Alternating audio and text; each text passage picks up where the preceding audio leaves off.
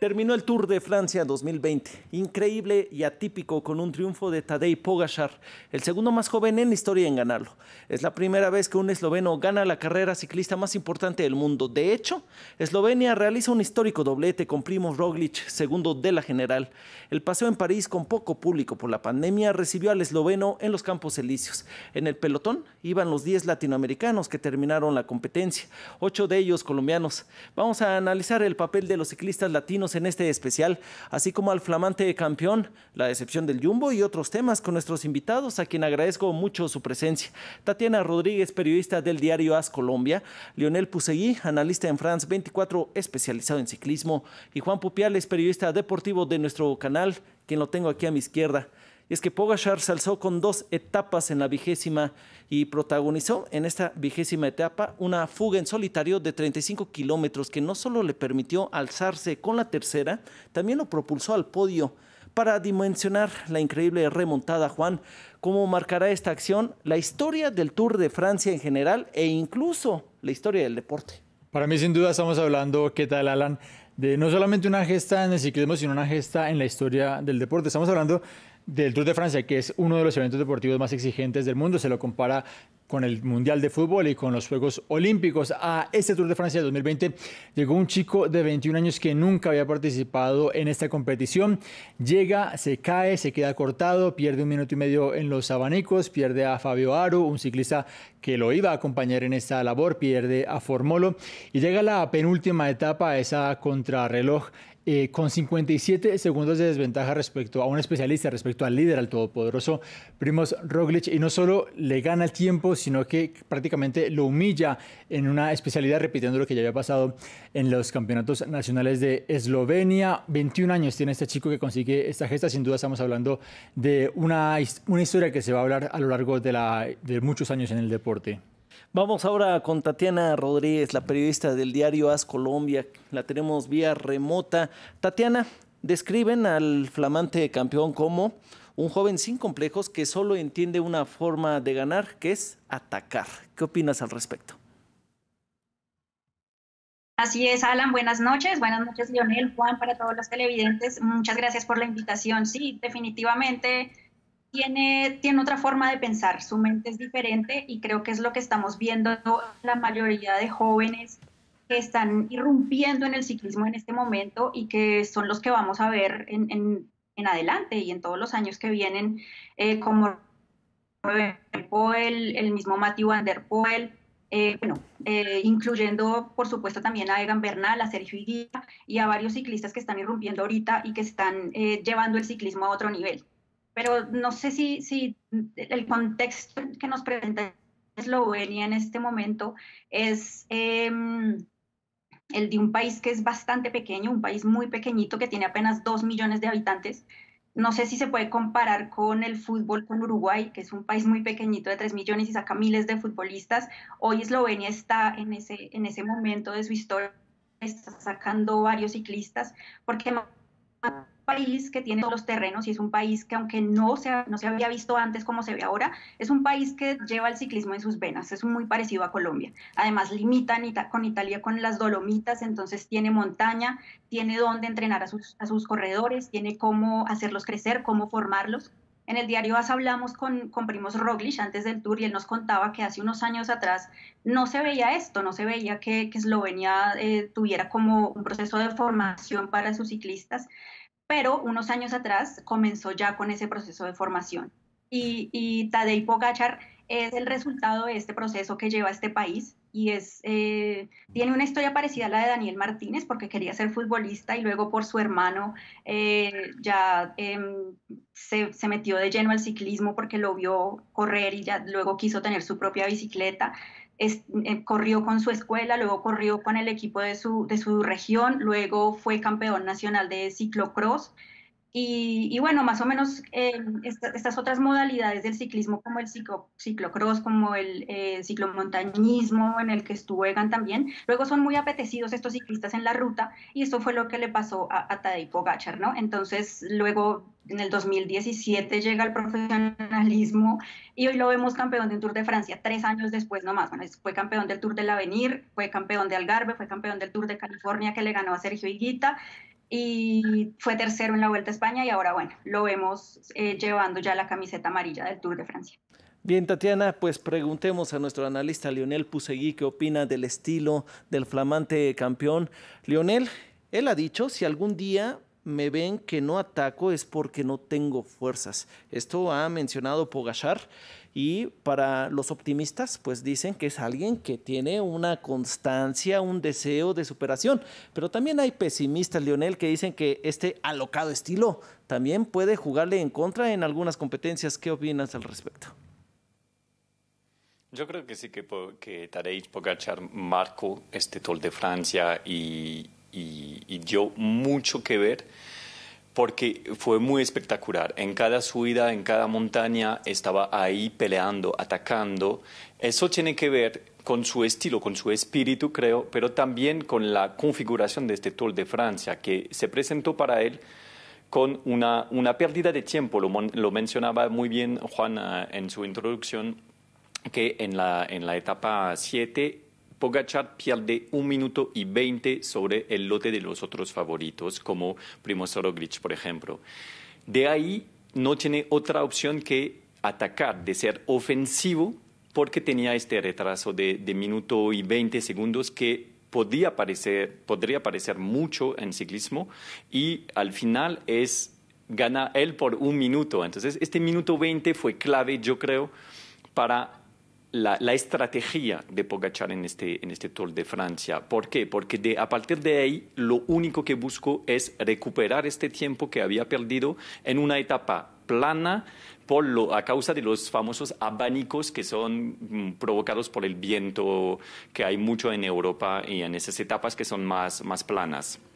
El día siguiente ya Pogačar recuperó la mitad de lo que había perdido, 40 segundos. ¿Cómo? Porque atacó, porque llegaban los Pirineos y él atacó. Y los otros favoritos lo dejaron, no sabemos bien si lo tomaron en serio o no, o si no podían seguirlo, o si pensaron, bueno, el niño tiene 1 minuto 20 y entonces lo dejamos, ¿ok? Porque no representa un peligro inmediato en la general. Y de ahí yo creo que se equivocaron todos sus rivales. El primero de ellos, que es Primož Roglič, porque después siempre Pogačar en todas las etapas de montaña ganó tiempo o recuperó ese tiempo, excepto en la etapa 17 cuando Miguel Ángel López gana la etapa, Pogačar pierde 30 segundos sobre López, 17 sobre Roglič. Pero si no, en todas las otras etapas Tadej Pogačar recuperó tiempo y llegó con apenas 1 minuto sobre Roglič en esa contrarreloj de ayer, que todo el mundo pensaba que era favorable para Primož Roglič. Vimos un Tadej Pogačar increíble porque metió 2 minutos a Roglič y también ganó con 1 minuto 20 sobre Tom Dumoulin, que es uno de los mejores, sino el mejor en la crono en el mundo. Y entonces yo creo que este espíritu de ataque lo tiene en él, en su forma de ver en el ciclismo, que él no le gusta para nada quedarse en las ruedas y esperar y hacer cálculos. Él quiere atacar, es muy ofensivo, muy espectacular, como lo decía Tatiana también. Pero yo creo que la configuración del Tour le favoreció en esto. En desarrollar esta estrategia de yo no tengo nada que perder porque ya he perdido 1 minuto 20, entonces lo único que tengo que hacer es atacar y recuperar el tiempo perdido. Y yo creo que esos dos elementos explican también la forma de correr de Tadej Pogačar y lo que logró en este Tour de Francia.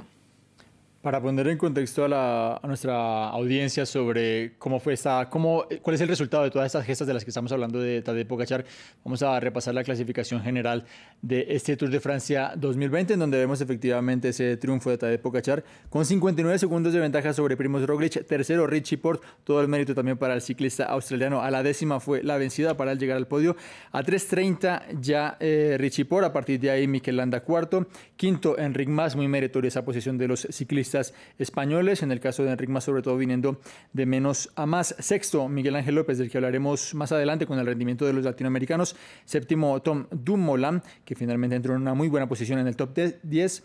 Octavo, Rigoberto Urán. Noveno, Adam Yates, el que llegaba de 100 para ganar solamente etapas, se metió en el top 10 y muy buena posición también de Damiano Caruso a 14 minutos. Décimo, el corredor italiano del Bahrein, McLaren. Ahí como bien estamos identificando, pues Eslovenia en lo más alto, protagonismo total, Juan, de Pogačar y de Roglic de principio a fin para muchos. Un desenlace entre ellos que queda plasmado, también lo identificas en la historia. Para cerrar este tema, ¿crees que estamos ante el nacimiento de una era eslovena que se impondrá en el ciclismo? Estamos ante el nacimiento de estrellas de Eslovenia que seguramente, como adelantaba Tatiana, van a impulsar a que más ciclistas lleguen a que más personas en Eslovenia se enamoren de este deporte tan bonito. Si es una era o no, no lo sé, porque yo creo que estamos en un momento del ciclismo en donde va a ser muy difícil que volvamos a ver a un multicampeón como lo fue el último Christopher Froome o en la época de Indurain, de Hinault. Y demás porque el ciclismo está siendo hoy en día muy competitivo, además de Pogačar, hay otro chico que se llama Renko Benepol, que mencionaba también Tatiana. Egan Bernal va a querer revancha de Ineos, en general va a querer revancha y va a tener seguramente un muy buen equipo para el próximo año. Estamos ante el nacimiento de una estrella que lo va a tener muy difícil, al igual que a la otra generación que viene para marcar historia y para dejar una huella en este deporte que ha cambiado mucho en estos últimos años. He leído artículos de los tres invitados del día de hoy en sus respectivos medios. Voy contigo, Tatiana, porque identificaban antes, tanto Juan como Lionel, aquí en el canal, que este Tour de Francia podría ser un partido Eslovenia contra Colombia. Pero el Tour parecía que este enfrentamiento inédito entre los ciclistas de ambas naciones quedaría a deber desde tu perspectiva Colombia, o solo fue un país el que cumplió las expectativas. No, no creo. Creo que Colombia cumplió un gran papel también en el Tour. Creo que Colombia también se mostró, ganamos 2 etapas, tuvimos 2 corredores en el top 10. Claramente no fue el resultado que buscamos porque teníamos al ganador del Tour. Seguramente todos queríamos que fuera su segundo Tour para Egan Bernal, pero bueno, pasaron muchas cosas. Como lo decía Leonel, la carrera se dio para que las cosas Bueno, es que pues, antes iba... pasaran como pasaron así.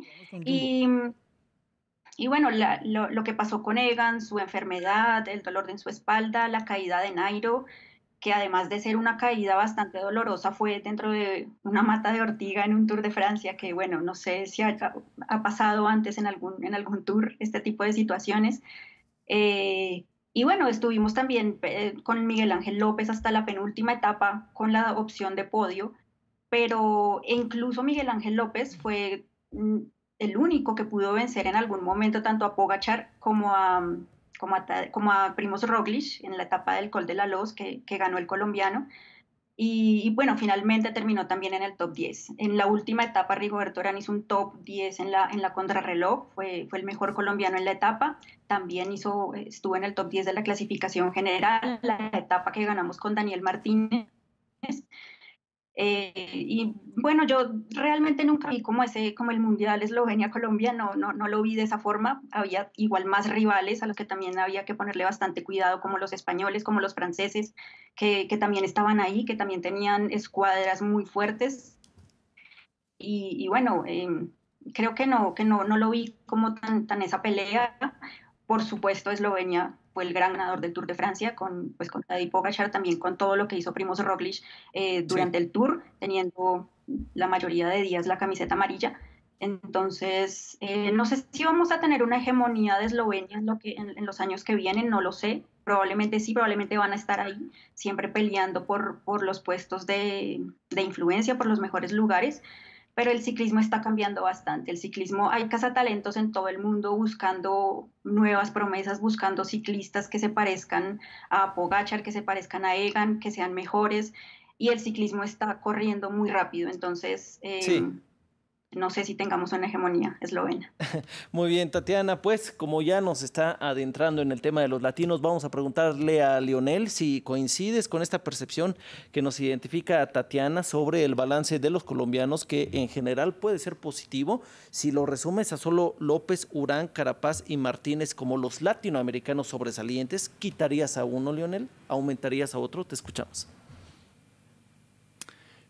Yo creo que hay que saber de dónde hacemos la comparación para hacer el balance de Colombia y de América Latina. ¿De dónde vienen?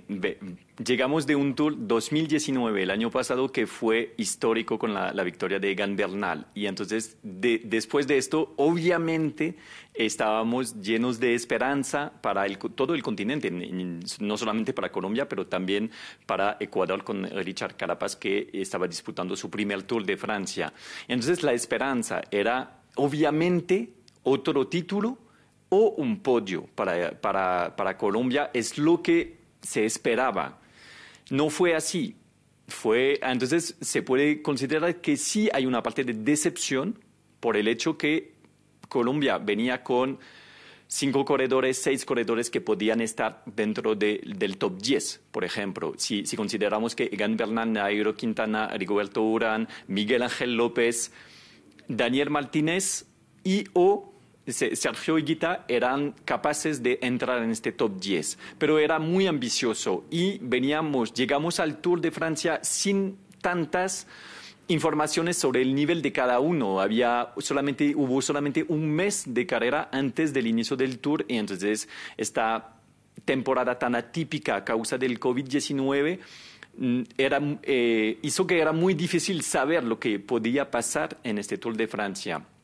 Entonces, sí, estoy de acuerdo con Tatiana que no está tan mal de ver a Miguel Ángel López terminar sexto, de estar peleando durante mucho tiempo en la general para el podio, de ver a Rigoberto Urán, que es octavo de un Tour de Francia menos de un año después de su caída, que fue gravísima el año pasado, en septiembre del año pasado, en la Vuelta a España, Rigoberto Urán pasó tres semanas en una cama en un hospital y estaba pensando a retirarse, quizás a abandonar el ciclismo. Y de verlo ahí en el top 10 sí es buena noticia y al final eso es positivo. Las 2 etapas ganadas por Miguel Ángel López y por Daniel Martínez es también balance positivo. Richard Carapaz, que no ganó la etapa, pero terminó igual con el ganador que era de su equipo, pasaron los dos juntos la meta y entonces es casi como si había ganado una etapa del Tour de Francia Richard Carapaz. Sí, entonces, por esta parte el balance sí es positivo. Por otra parte, sí hay decepción por parte de Egan Bernal, que tuvo que retirarse porque tenía así dolores de espalda, no podía seguir y su equipo seguramente le pidió abandonar, porque Egan parece que quería seguir hasta París, como lo hizo Nairo Quintana, que a pesar de dolores, mandó videos por redes sociales mostrando todo lo que tenía en el cuerpo de marcas después de sus caídas. Entonces, Nairo Quintana es su peor resultado en un Tour, pero termina. Yo creo que también es una forma de victoria para él, de terminar este Tour con tanto dolor, tanto sufrimiento y de llegar hasta París. Y entonces hay positivo, hay negativo, digamos, hay balance. Sí, se hubiera podido esperar más, un podio, un top 5, de tener como el año pasado 3 corredores colombianos en el top 10. No fue así, pero al final el balance no está tan negativo. Lo que cambia es el hecho que el año pasado Egan Bernal fue campeón del Tour de Francia. Entonces ahora estamos esperando cada año que un latino, un colombiano, gana el Tour. Como lo decía Tatiana, el ciclismo es un deporte muy duro y hay un nivel altísimo en muchos países. Entonces, siempre hay que relativizar también, de meter matices en esas primeras interpretaciones que hacemos al final de un Tour de Francia. Veíamos antes la clasificación general de este Tour de Francia. Vamos a ver ahora clasificación, el top 10 de los latinoamericanos que terminaron esta participación en el Tour de Francia 2020. Tuvimos 2 abandonos, el de Egan Bernal y el de Sergio Higuita. Entre los mejores latinos, el mejor, el colombiano Miguel Ángel López, Superman, que terminó sexto, como lo comentábamos, Rigo octavo. Richard Carapaz fue 13º, primera vez que un ecuatoriano participa en un Tour de Francia. Richard Carapaz, que estuvo con un equipo que tuvo muchísimos problemas, muy meritoria su actitud en las últimas etapas para conseguir esa victoria que le cedió a Kwiatkowski. Nairo 17, Esteban Chávez 23, Daniel Felipe Martínez en la posición número 28, Harold Tejada de la Astana, joven promesa del ciclismo colombiano también, 45, Winner Anacona 66. En la posición 77 está André Amador El Tico, que debutó en el Tour de Francia con el equipo Ineos, haciendo muy bien su labor, como siempre, siendo el gregario que todos quieren. Y el último latinoamericano que tenemos en esta clasificación es Dayer Quintana, el hermano de Nairo, al que él defiende y dice que no está en este Tour solamente porque sea su hermano, sino porque hace una labor muy importante en la carrera. Rápidamente, Juan, Egan es la gran decepción. Ya nos identificaban cómo estábamos de contentos aquí hace un año con el especial que también realizamos entonces del campeón colombiano, y ahora pues nos mencionaba Lionel, la vara estaba muy alta. Egan es decepción en tanto que como campeón no pudo defender su título, en tanto a rendimiento. ¿Qué se le puede pedir a un joven que ganó el primer Tour de Francia para Latinoamérica?